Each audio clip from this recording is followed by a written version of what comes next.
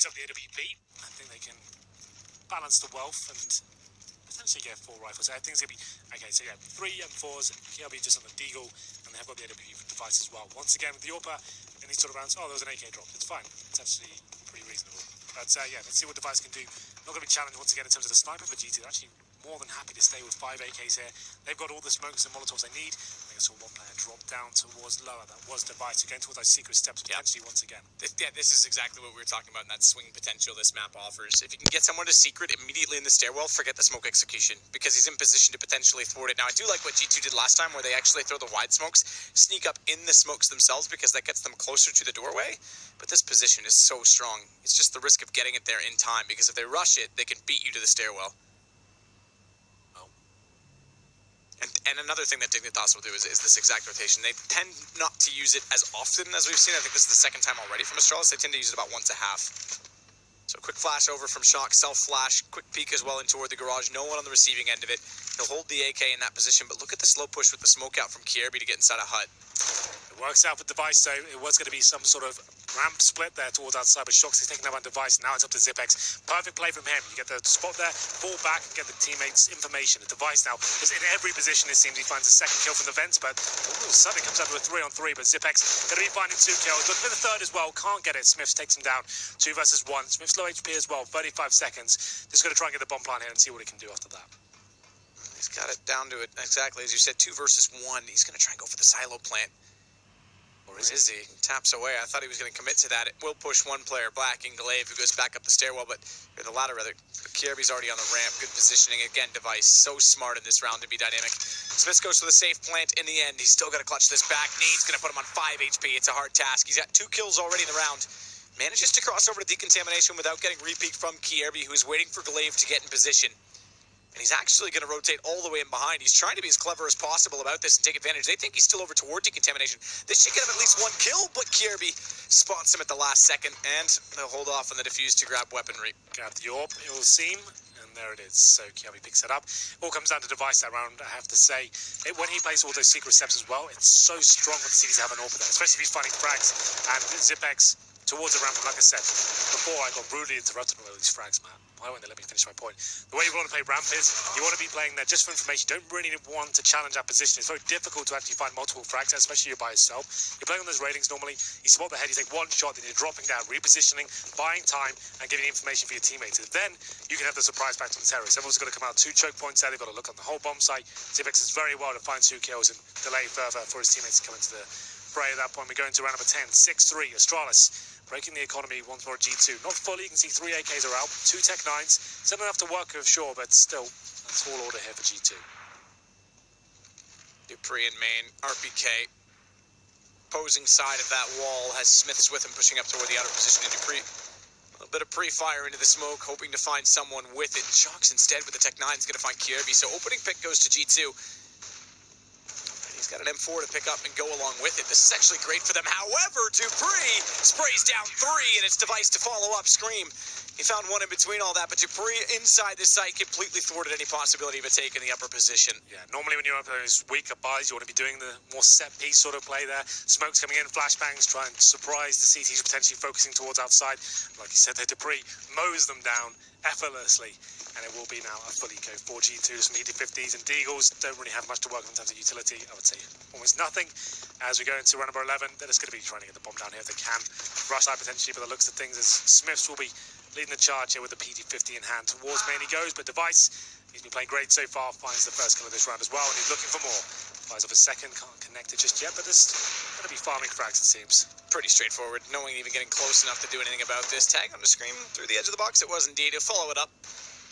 Body, and gets bodied by Dupree. Nice, you're such a wordsmith. Thanks, man. That's why they pay me the big bucks. Yeah. We being paid this event? It's not the mustache, it's the words, believe it or not. Yeah, the mustache just adds a nice smoothness to the words that come out of these lips. Then we're in trouble. You're in trouble. Yeah, that's true. Maybe you can see mine by the end of this week, who knows. That's what I'm aiming for, just be able to see it on camera. No permanent markers allowed. 5 AKs now for G2. 3 rounds obtained. 2 great.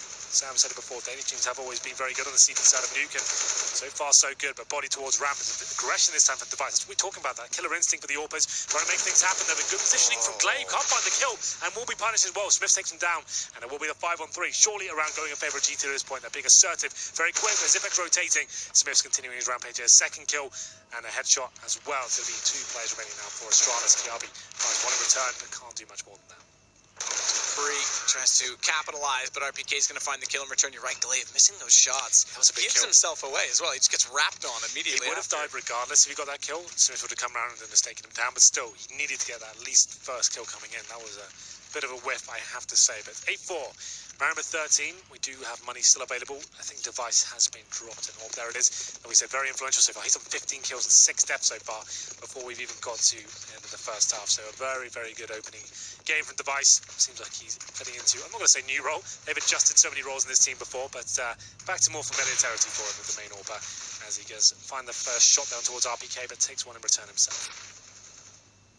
Again, going to be constantly rotating to change his position. It's over towards CT. He'll see above box for cross, but smokes could hinder that. In fact, okay, switched it again. He goes in toward the locker's position. It's already down. Has a real chance to try and open up this round. He could push all the way through this lower site. Potentially cut off Zipex at ramp, but he needs to make sure he's looking the right direction at the right time. Zipex in the corner. Smiths is going to go over to the right. This should give it away. This should be... what?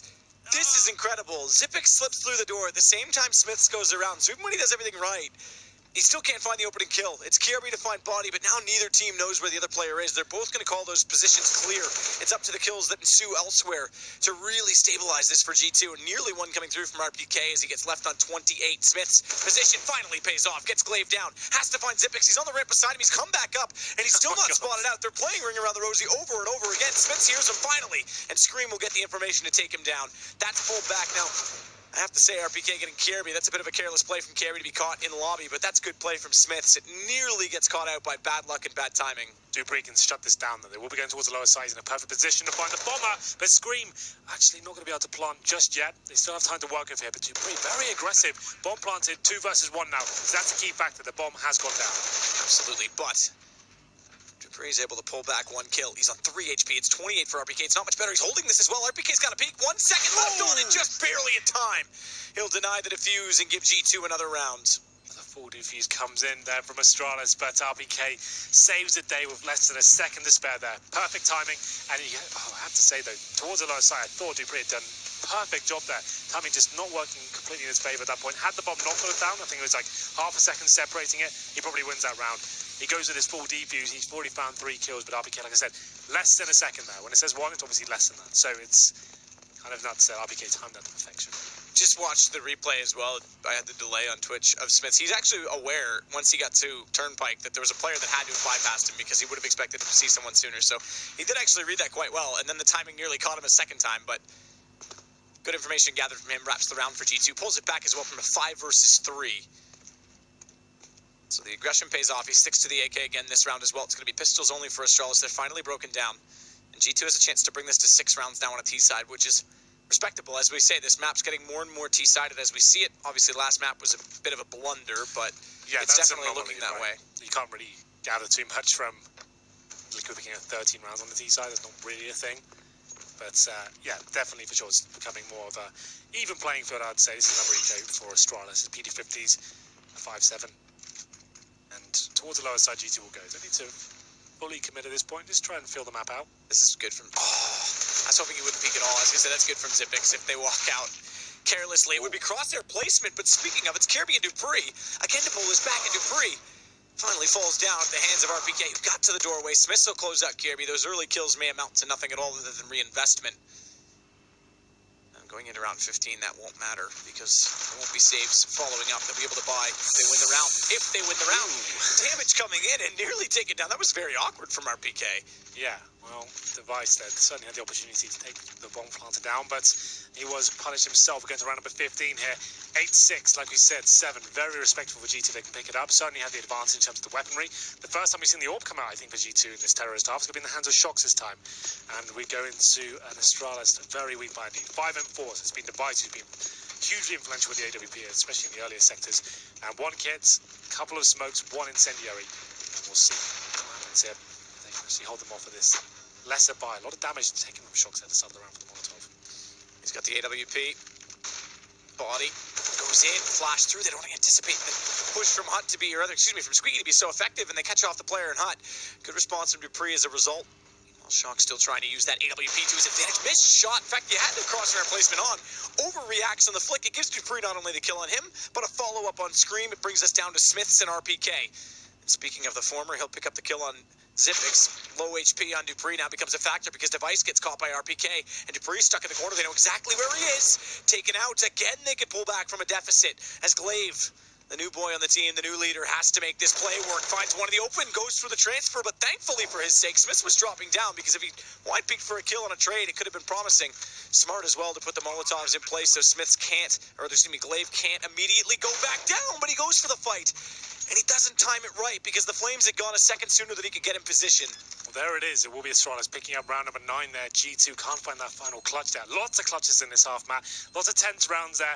And you can see Astralis taking the lion's share overall. And it was G2, though, to be fair to them, losing the pistol, managing to find 6 rounds is still very respectable overall. So a good round overall from Astralis, but a comeback late in the half from G2 on the T side is impressive. It's a dead even game. We'll be back in a bit.